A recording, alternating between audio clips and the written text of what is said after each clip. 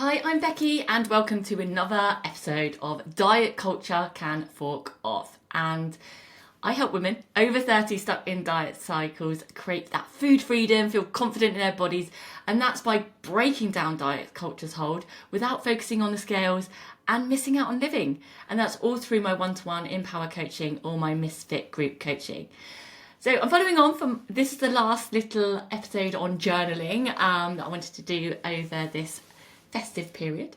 But if you're listening back, I hope that you've enjoyed it as well and have taken some moments to feel how journaling can impact your life. So today, in today's episode, I want to talk about the reflection and how journaling can then become action. Because you've probably have you ever done the journaling? You felt better and then a few days later, you're right back where you started again. The same thoughts, the same patterns, the same frustration. So yeah, today we're going to talk about what happens. Why that happens even, and how journaling is meant to bridge that change for you, not just a place to vent, okay? So a lot of women I speak to, they do tell me I journaled and it helped in the moment, but then nothing changed. And that doesn't mean journaling isn't working. It just means you can't just do the work alone. You need to, like I say, journaling brings that awareness, okay?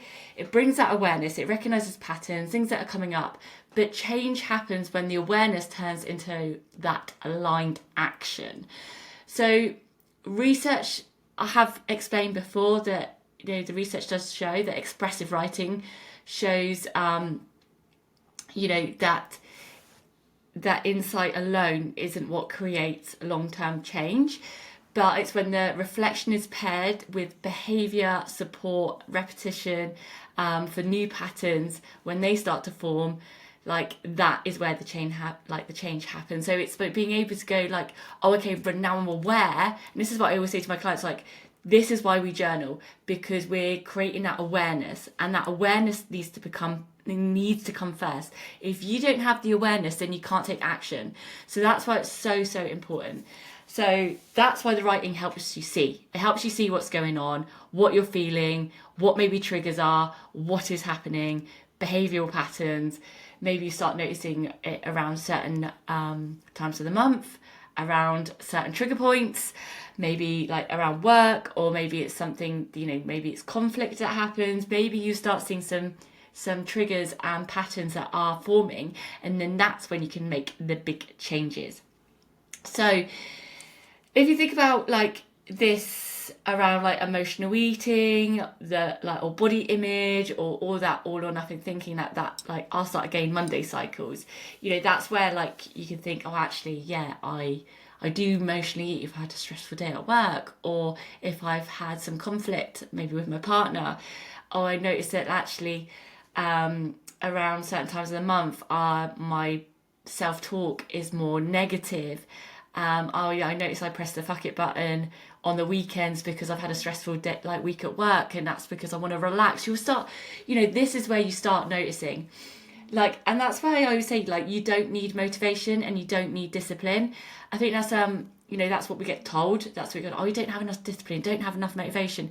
That's not it, because motivation will come and go, and it shouldn't be that you rely on it all the time. What you do need to know is that you need to recognize habits, behaviors, and patterns, because it's not helpful at all to anyone if you've ever had anyone say to you, well, you just need more motivation.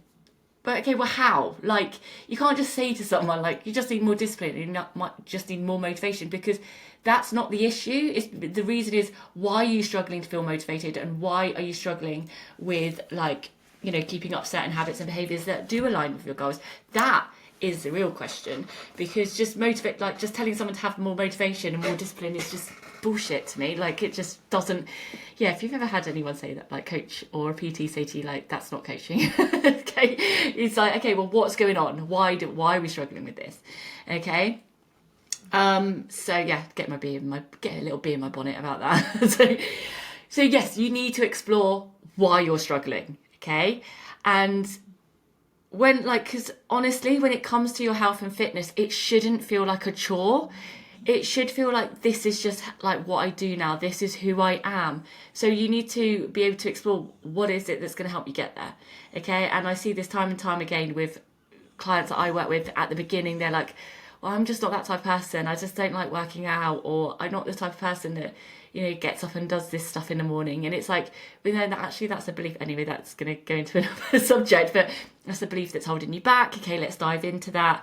And then we work through that. And at the end of the day, they come out of it, and you've probably seen the testimonials, that they're like, this is just something I do now. And it doesn't feel like hard work, it's just who I am. And that is the key. If you can get to that point, fucking fantastic. Like, that's what I'm all about. And that's exactly how I coach. Like I said, this is what you should do for the rest of your life. Like, and it shouldn't feel like a chore. So anyway, so you need to be able to then, explore why you struggle with motivation, why you struggle with, these thought patterns, behavioral patterns, whatever it may be, the things that are keeping you stuck. And then you need to have the systems that support you after that insight. Okay, so creating the awareness with journaling, and then putting things in place to support you to like create the action, basically. So I'm gonna tell you a little bit of a reflection that I do with my clients, and we do this in like 3 stages, basically. So first of all, like, it's number 1, notice what keeps coming up. Okay, because you will start seeing patterns, and sometimes, and this is why it's good to repeat questions, because you will notice certain patterns. So that the second one is name the pattern. What is actually the pattern that's going on here? Is it I emotionally eat when I'm stressed? Is it I press the bucket button on the weekend because I've had a stressful week at work and I deserve to relax? What is it that's coming up? It could be a number of different things. And the third one is, what's one small thing that I can do differently next time? Okay, so that's where the action starts happening. The last part is where the change begins. Obviously, like, I provide tools for my clients with this stuff. Like, we get to know what can we do differently, but we've got lots of stuff to help and for them to lean on as well. So it's finding what works for you. So I want to try a little version of this now, okay? So no overthinking. This is the thing as well, like, you want to answer these questions with whatever first comes up. Like, don't overthink it. Like, whatever's the first thing that pops in your head, that's the answer, okay? So what's one thought or pattern that's showing up a lot recently? Okay, quick fire, go. What is it that's showing up? Okay, now how does that affect your choices? So when that thought or pattern has shown up, how is it affecting your choices right now? And then what's one tiny action that would support you next time instead of punishing you? Okay, and that action should feel almost too easy, and that's the point. She's like, yeah, I can just do that. Why didn't I think of that? Like, honestly, it comes up more often than you think. It's like, you need to keep it simple, guys. Like, don't need to be it's complicated, like ridiculous, unrealistic routines and things that aren't suited to your lifestyle. Keep it simple action. Okay, so try that out. Like I said, like, I love to know how you get on with these things that I give out on these podcasts. So do let me know. Do send me a message. I do enjoy having messages, so I do reply to everyone. So this is really important to recognise. Like, this is like why doing this work alone can really feel exhausting, because you can be really in your head. Like, you question yourself, you minimise your struggles, and then you slip back into old habits. The self-doubt like creeps in, and then you think, oh fuck it, it's not working, and slip back into old behaviours as well. So I know I speak to so many women that are stuck doing this kind of stuff alone, and they're like, no, I should be able to do it alone. And it's like, sometimes I think we feel it's weakening to have support, or we should just be able to do this on our own. Like, why can't I do this on my own? But it's honestly, I've had so much help over the years working on my mindset, working on this. This is how I've learned so much as well, and how I'm able to help other people. Because if I haven't done this work on myself, how the hell can I help others? And I think that's really important to recognise. It's like, there are people that are specialised and have done this work before, and that's okay. Like, it comes back to, I always say, like, you wouldn't, unless you're like an engineer, you wouldn't try and fix your car on your own, would you? So why would you get someone, like, you take it to a garage? But when it comes to your own health and well-being, you like, no, I can do it on my own, even though, like, maybe you don't have all the tools or you don't have all the insight, and that's okay, because you're not meant to.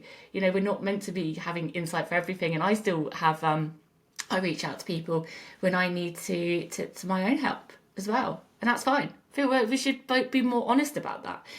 Anyway, so when you do have support, it does give you a different perspective as well. It's like someone being able to look from the outside in.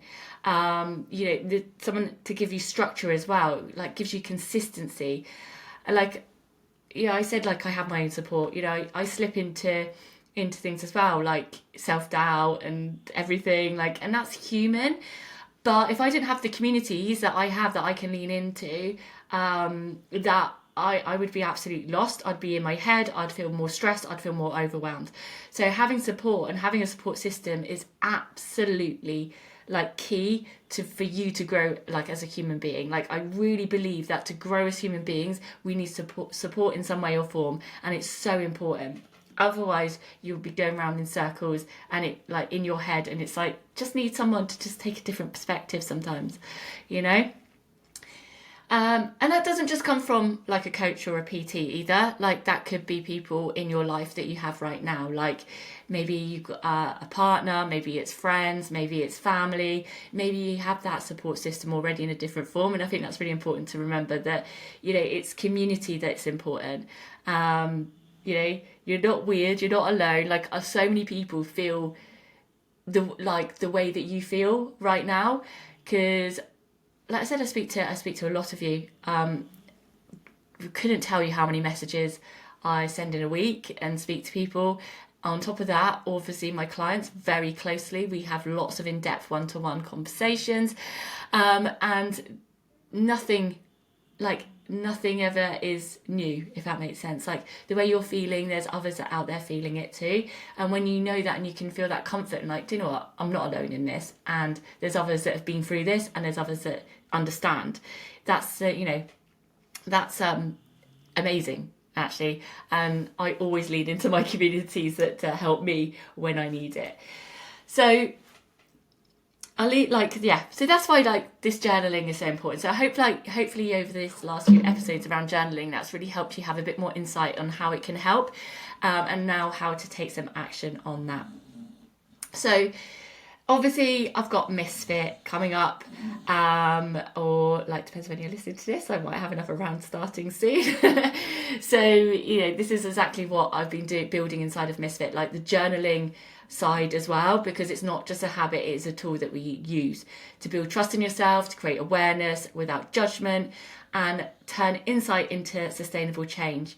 And for some women, that deeper one-to-one support is what finally helps things stick as well, which I have in my Empower coaching, which is the one-to-one, where we dive even deeper into the journaling and finding what works for you to break those patterns. So if you are interested in that, and you are ready for some more support in some way or form, then just hit the link below and just read up about what I do, find out more. And if you do have any questions, please feel free to reach out, and I'm happy to explain a little bit more, have a little chat with you. So, don't worry, I've got you. But just remember, reflection is powerful, and reflection with support is where the real change happens.